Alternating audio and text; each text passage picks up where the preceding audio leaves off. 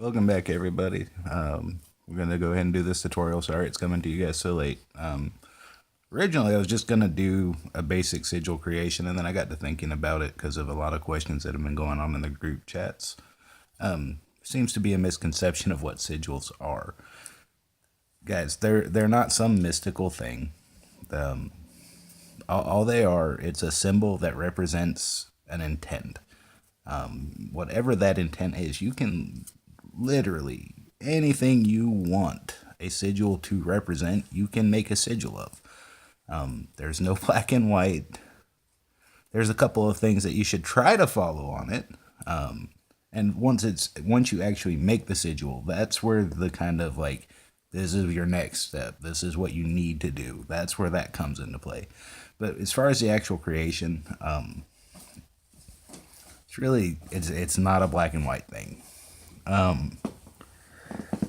Another thing that seems to be kind of a misconception that I've been seeing is what they're used for. Sigils can be used for literally anything that you feel they can be used for. If you have something that you want to use a sigil for, do it.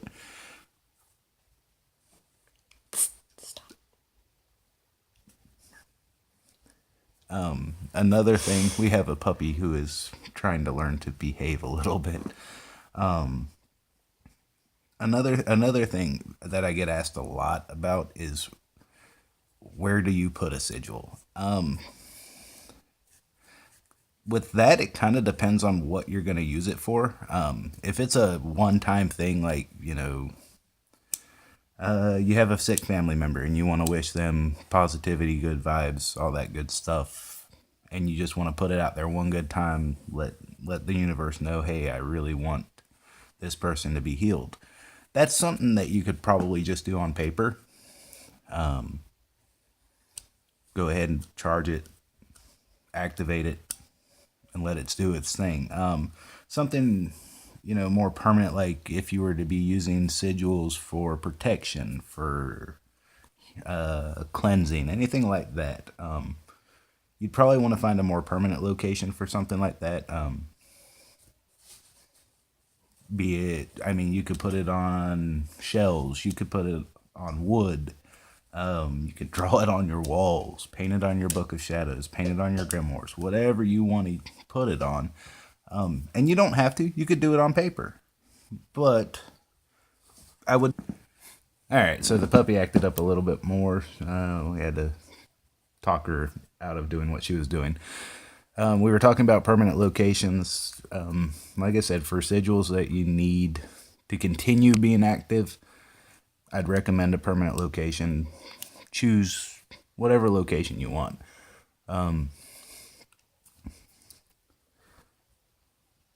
For practice, I definitely recommend paper, especially when you're practicing your first couple times actually making sigils. I do recommend making your own. That's another thing I hear a lot of people on. They want people to make them for them.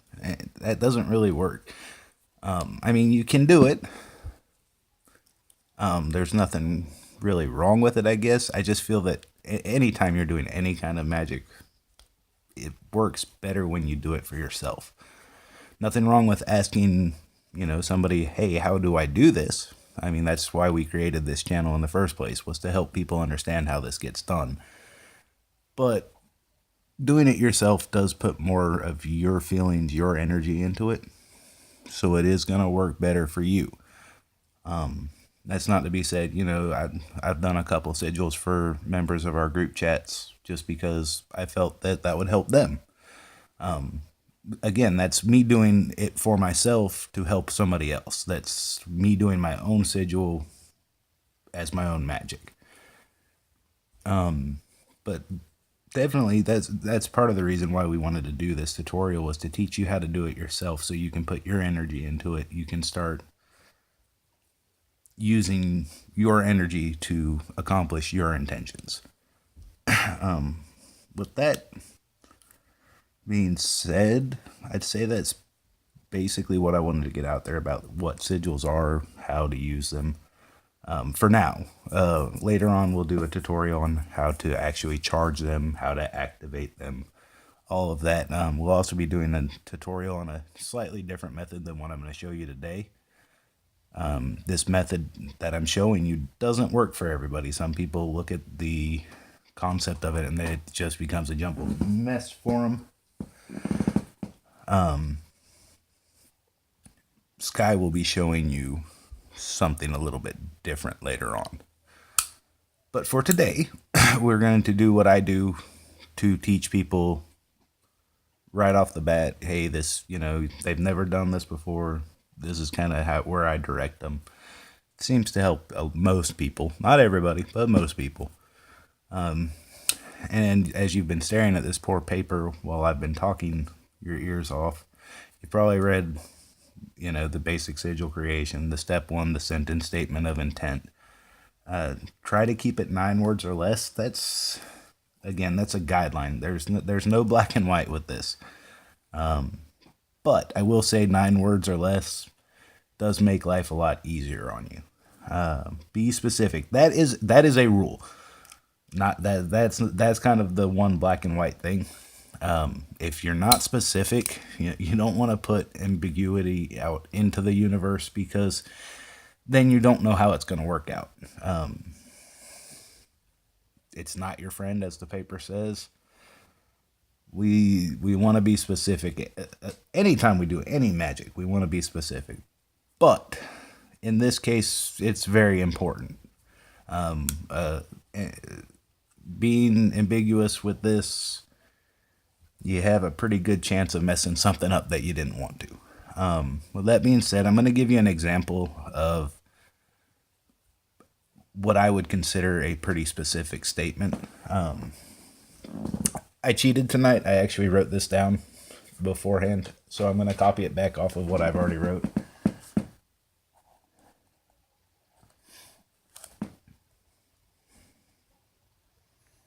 And I apologize for my terrible handwriting, but I never said that I was going to write pretty. I just said that I was going to teach.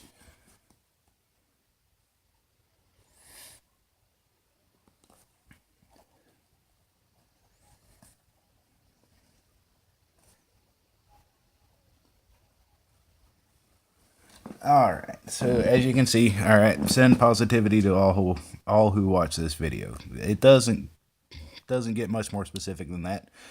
Basically, I'm going to put out into the universe, if you watch this video, I want to send some positivity your way.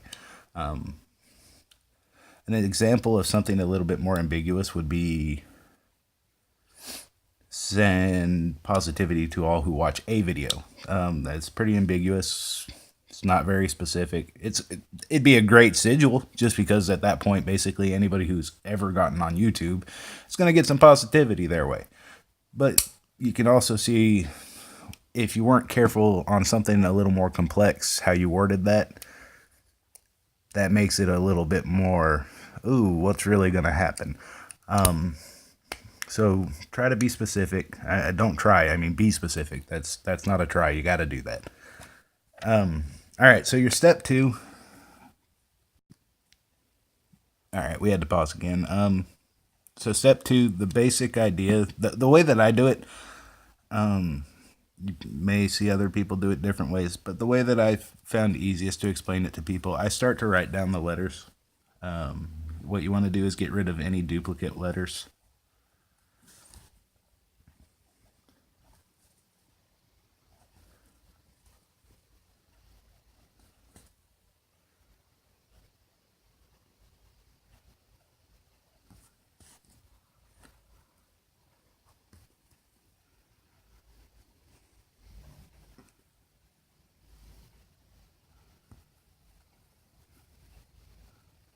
Believe it, we got it there.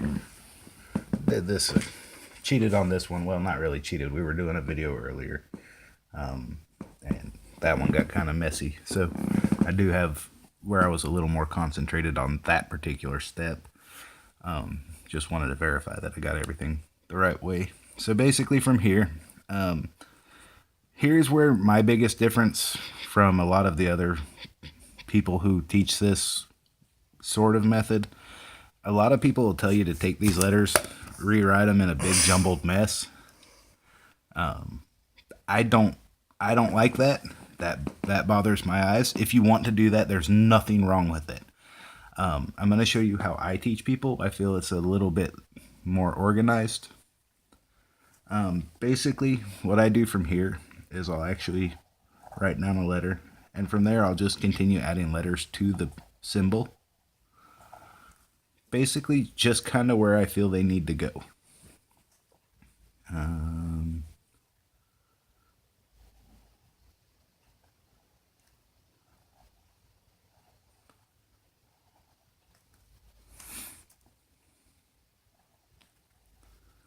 This is where the concept of, like, don't make it a black and white thing. Like, there's no right or wrong answer. It's a symbol to represent your intent. So let it be that. You don't need to make it perfect. It doesn't need to be some crazy artistic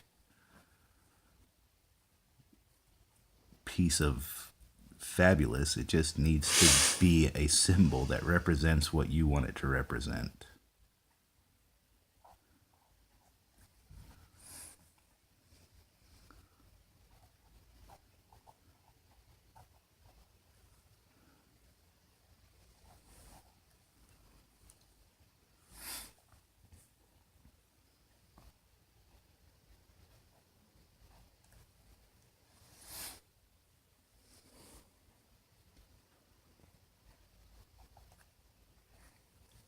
I do try to make sure all the letters connect in some way, shape, or form. That's just because of personal preference.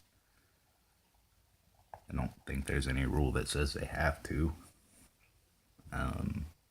If there is, it's never been told to me, and I've been doing this for way longer than I'm going to admit on this video. So basically from there, I mean, I've pretty much got all the letters that I think need to be in there. And basically this would be the symbol that I would use as my sigil. Another big one, actually, I forgot about this one. Another big one that I get is a lot of people like to get sigils tattooed on them. And I get asked this question more than I ever really thought I would. The thing about doing a sigil tattoo, nothing wrong with it. Definitely nothing wrong with it. I highly encourage people to do it, actually. It's a great way of, once again, putting it in a permanent location. What's more permanent than ink in your skin? Not that I recommend tattoos to anybody because, you know, tattoos are the devil. Just kidding. But from here, what you would do is you would hand this symbol. I would highly recommend making it a very organized symbol if you're going to do that, just so it looks really good. I wouldn't, like this sigil right here, this is not something that I necessarily would do for a tattoo. I'd probably do something a little bit simpler. Once again, that goes back to the symbol. As long as it represents your intent, and as long as you charge it with said intent, that's what makes the sigil work. It doesn't have to be anything specific. I mean, I use a triangle for my protection sigil. It doesn't get any more simple than that, but it's what I associate with protection. From here, if you were to do this for a tattoo, though, what you would do is hand it to your artist. He would then create a transfer paper pattern.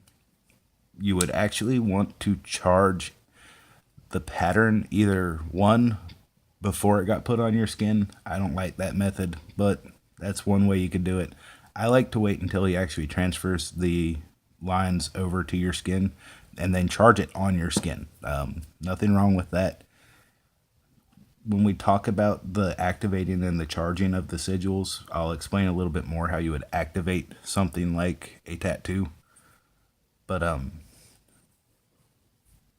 that's basic. That's, like I said, that's something I get asked a lot. That's what one thing I really wanted to touch on was you would need to get to at least this step and get it to your artist before you could turn a sigil into a tattoo.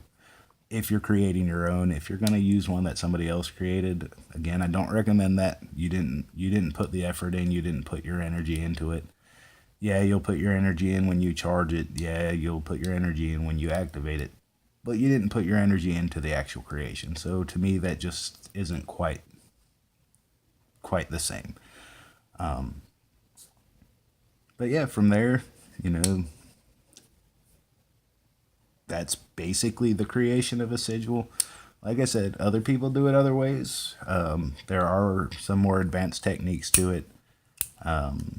There's a lot of stuff that you can do involved in the advanced creation of a sigil. But if you're just trying to get some intent to charge it and put it out in the universe, this is a method that I teach young witches or just people who want to learn something about the craft.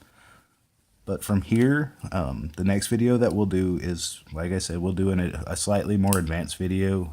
It'll actually be free creation, where basically you'll get rid of all of this part. It's a little bit quicker, a little bit, for people, especially artistic people, it's a little bit more fun. But that'll be our next video. And Sky will, like I said, Sky will be doing that one. And then from there, we also, next weekend, you guys definitely check that one out, because we're going to do a vlog when we go up to Pagan Pride up in Raleigh, North Carolina. Let you guys see what that's all about. This will actually be my first time ever going to one. I believe it's Sky's first time as well. So we'll check it out, see what it's all about. You gotta go. We're at 16 minutes. We're at 16 minutes. Oh, well, and that'll have to end this video, because YouTube likes to do things where I can't do long videos and I talk too much. So y'all have a wonderful night. Blessed be, and we'll talk to you next time.